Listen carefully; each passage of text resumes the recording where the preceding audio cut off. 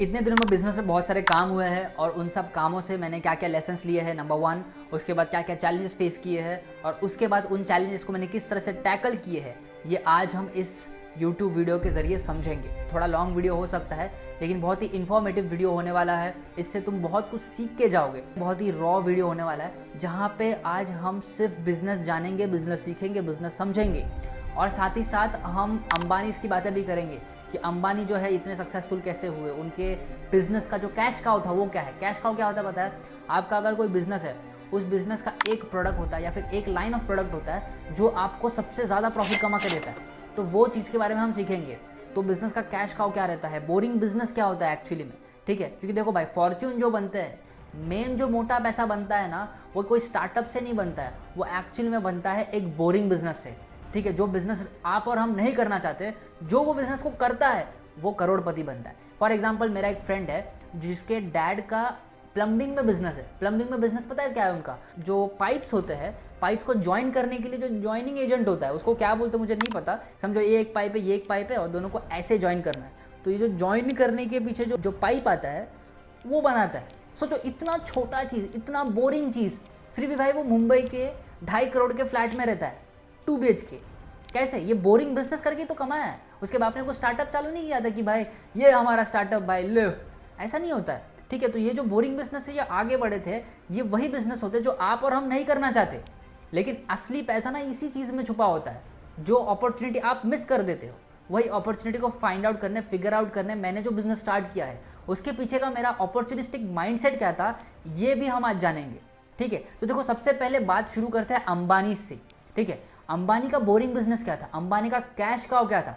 देखो, अगर आपको पता होगा, धीरू भाई अंबानी ने अपना जो पहला मेन वेंचर स्टार्ट किया था रिलायंस के अंडर, उसने रिफाइनरी स्टार्ट किया था जिसे हम आज जामनगर रिफाइनरी के नाम से जानते हैं। रिलायंस इंडस्ट्री का जो कैश काउ है वो है जामनगर रिफाइनरी। जो जामनगर रिफाइनरी है वो रिलायंस इंडस्ट्री का 60% कंट्रीब्यूट करता है, यानी पूरे रेवेन्यू का 60%, यानी $73 बिलियन अप्रॉक्सीमेटली ईयरली रेवेन्यू अकेला जामनगर रिफाइनरी देता है।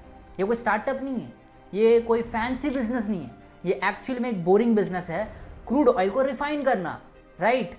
तो इन बिजनेस से भाई साहब ने, अंबानी ने इतना फॉर्च्यून कमाया है। दिखाने के लिए तुम्हें ये दिखाते भाई जियो है, जियो सिनेमा है या फिर रिलायंस डिजिटल है, उनके बिजनेस स्ट्रैटेजी से आपको सिखाते हैं, बट रियलिटी ना आपसे छुपाई जाती है।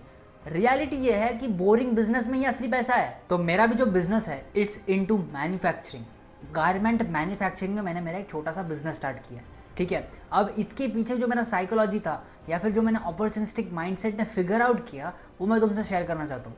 देखो, अगर तुम्हें पता होगा, हाल फिलहाल चाइना में बहुत सारे बॉयकॉट लगे कि भाई चाइना से मैन्युफैक्चर नहीं कराना चाहते और India wants to be the next manufacturing hub, जिसके लिए जो इंडिया की गवर्नमेंट है वो मैन्युफैक्चरर्स को बहुत ज़्यादा सपोर्ट कर रही है और यही बेस्ट अपॉर्चुनिटी है इस गेम में हिस्सा लेने का। तो ब्रांडिंग अपनी जगह है, मैन्युफैक्चरिंग अपनी जगह है। कोई भी ब्रांड बिना मैन्युफैक्चर का काम ही नहीं कर सकता। एक ब्रांड है, वेल एस्टैब्लिश है, बहुत सारा उसने मार्केटिंग किया है, लेकिन अगर उसके पास मैन्युफैक्चरर ही नहीं है माल बेचने के लिए अच्छी क्वालिटी का, तो वो ब्रांड किसी काम का नहीं। तो लोगों का सपना होता है ब्रांड बनाने का और मेरा सपना है लोगों के सपने को खड़ा करने का। सिंपल बात है। देखो, लोग आजकल क्लोथिंग ब्रांड के पीछे बहुत भाग रहे हैं कि हमें अपना क्लोथिंग ब्रांड स्टार्ट करना है, क्योंकि बहुत अच्छी बात है। अगर आप बिजनेस स्टार्ट करो तो बहुत ही अच्छी बात है। तो लेकिन आपको मैन्युफैक्चरर्स का भी बहुत प्रॉब्लम आता होगा, ठीक है। तो वो जो प्रॉब्लम है वो भी हम सॉल्व करेंगे। तो देखो भाई, मेरा जो बिज़नेस है वो कैसे फंक्शन करता है, उसके ऑपरेशंस किस तरह से है, उसका मैनेजमेंट क्या है, या फिर हमारे जो क्लाइंट्स है वो कौन है, ये सारी चीज़ें तो हम धीरे धीरे नेक्स्ट यूट्यूब वीडियो पे डिस्कस करते ही रहेंगे। लेकिन इन 2 हफ्तों में जो मैंने पहला वीडियो अपलोड किया था यूट्यूब का, वो 2 हफ्ते पहले अपलोड किया था, और 2 हफ्ते बाद जो मैंने बिज़नेस किए हैं, मैं कोलकाता गया था रॉ मटेरियल्स देखने के लिए, मशीनरी देखने के लिए, वो सारी चीज़ों में। और जब मैं मुंबई आया, जब मैंने गाला फिक्स किया, मैन्युफैक्चरिंग प्लांट फिक्स किया, जो हमारा फैक्ट्री होने वाला, जो हमारा ऑफिस आउटलेट होने वाला, वो सब फिक्स किया। वो सब करते करते जो मैंने 3 मेन लेसन्स लिए हैं ये बिज़नेस में, ये 2 हफ्तों में, वो मैं आज तुमसे शेयर करने जा रहा हूँ। तो लेसन नंबर 1 है, you don't make profit when you sell something, you make profit when you buy something.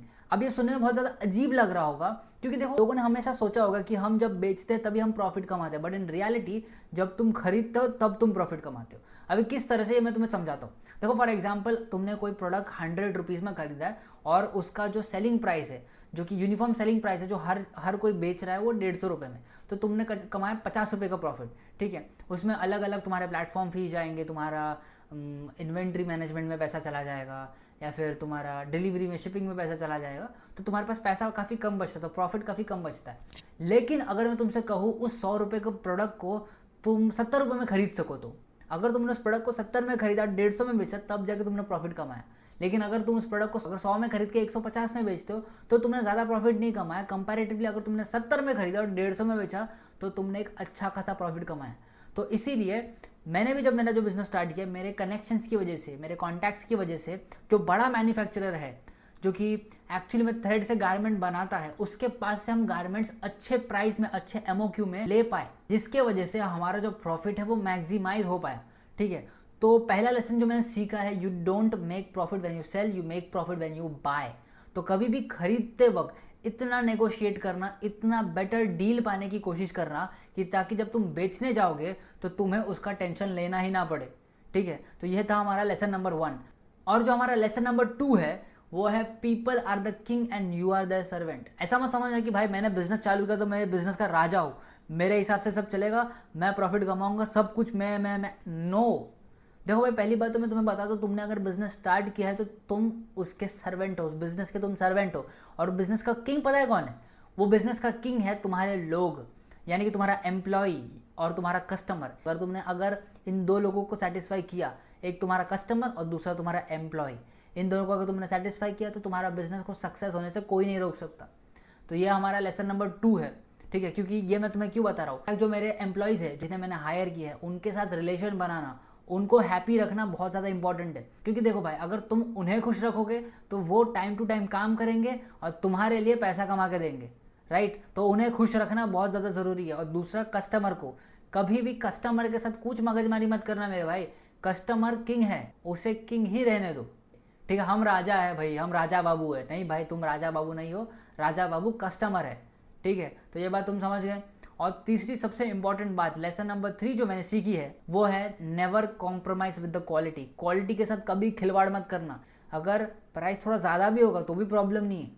अगर वो तुमने किसी तरह से शुरू में थोड़ा कम प्रॉफिट कमा के लोगों तक अगर तुमने माल पहुंचा दिया, तुम्हारा हाई क्वालिटी का प्रोडक्ट पहुंचा दिया, उसके बाद तुम्हें टेंशन लेने की कोई ज़रूरत नहीं है, लोग रिटर्न आएंगे ही। जो कि मेरे साथ भी हो रहा है। मेरे जो क्लाइंट्स थे इनिशियल डेज में, जो मैंने क्लाइंट्स लेके आए थे इस बिज़नेस से, उन्हें जब मैंने मेरा प्रोडक्ट डिलीवर किया, तब उनका रिटर्न ऑर्डर आना वापस स्टार्ट हुआ, क्योंकि उन्हें मेरा प्रोडक्ट अच्छा लगा, राइट। तो क्वालिटी के साथ कभी भी कॉम्प्रोमाइज़ नहीं करना चाहिए। तो मैं धीरे धीरे मेरा जो मैन्युफैक्चरिंग यूनिट है उसका टूर भी दूंगा, वहाँ पे जाके हम लाइव वहाँ पे व्लॉग करेंगे, डिस्कस करेंगे। ठीक है, वहाँ पे मोस्टली टाइम मिलता नहीं है, इसकी वजह से मैं वहाँ पे शूट नहीं कर पाता, वहाँ पे डिस्कस नहीं कर पाता, क्योंकि पूरा टाइम मैनेजमेंट में चला जाता है, ऑपरेशंस में चला जाता है। क्योंकि अगर आप शुरू में नया बिजनेस स्टार्ट करते हो ना, आपको 100% वहाँ पे प्रेजेंट रहना ज़रूरी है। तो इसलिए वहाँ पे मुझे टाइम मिलता नहीं है ये सब शूट करने के लिए। तो मैंने जो भी छोटे मोटे शूट किए, मैंने यहाँ पे बी रोल्स में आप ऑलरेडी ऐड कर दिया, आपने देख लिया। ठीक है, तो ऐसे ही हम एक नेक्स्ट यूट्यूब वीडियो बनाएंगे जहाँ पे मैं मेरे बिज़नेस का ऑपरेशंस और थोड़ा डिटेल्स में समझाऊँगा, और आप ऐसे ही बने रहना। और बस चलो, मिलते हैं फिर, सब्सक्राइब करके जाना। Bye bye, take care.